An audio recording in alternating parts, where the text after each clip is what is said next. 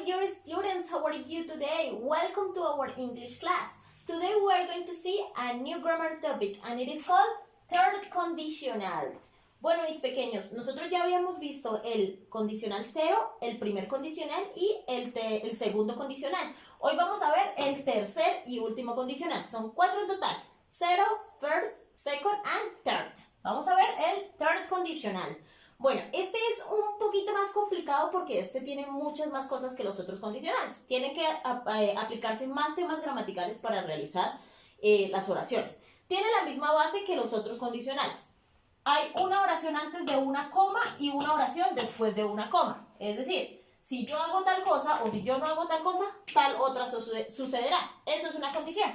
Entonces, en la oración que tengo de ejemplo es: If you had checked your emails, you would have had a correct work.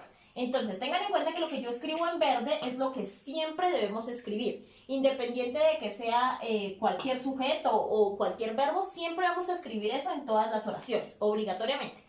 Lo que está en rojo son los verbos que varían dependiendo de lo que se quiera decir, y lo que está en negro sí, pues es el resto de la oración, ya sea sujetos o complementos.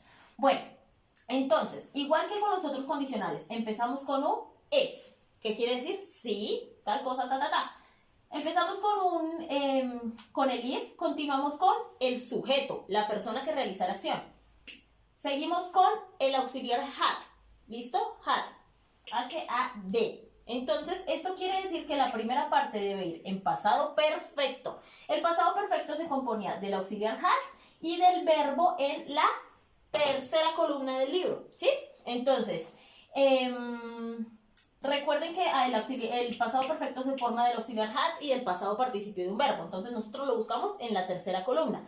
Miramos la primera y como aparezca la tercera es como lo vamos a dejar. La segunda no la vamos a utilizar acá. Si el verbo es regular, como en el caso de check, acá en la parte de abajo coloqué el verbo que usé. Si el verbo es regular, le tenemos que añadir ed. Recuerden que cuando no aparece en la lista es porque es regular, y si es regular, le añadimos ed.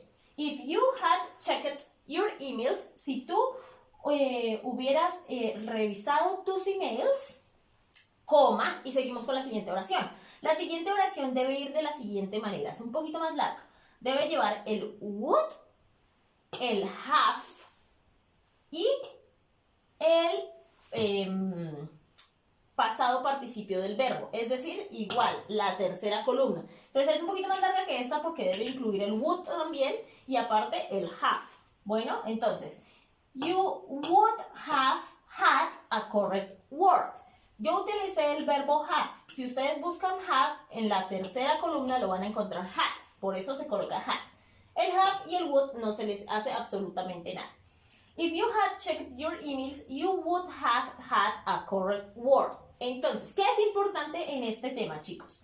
En la primera parte, o sea, lo que va antes de la coma, que va con el if, debemos de incluir el auxiliar had con d y el verbo en pasado participio, es decir, en la tercera columna. Si no aparece, le agregamos ed. Y en la segunda parte de la oración, después del sujeto, debemos incluir el auxiliar would, después el auxiliar have, y después el verbo que queramos nosotros incluir para hacer nuestra oración debe ir en pasado participio, es decir, en la tercera columna del libro. ¿Listo? Entonces, las partes de la oración quedarían de esta manera. If, sujeto, auxiliar had, verbo en la tercera columna, complemento. Coma, comenzamos con la otra oración. Sujeto, que ustedes saben que el sujeto puede ser el mismo de acá o otro, pero tiene que tener siempre esta oración concordancia con esta oración. Tiene que las dos estar relacionadas. Sujeto, auxiliar would, auxiliar have, verbo en la tercera columna, pasado participio y complemento. Eso es todo, chicos. Por favor, si hay dudas, pregunten.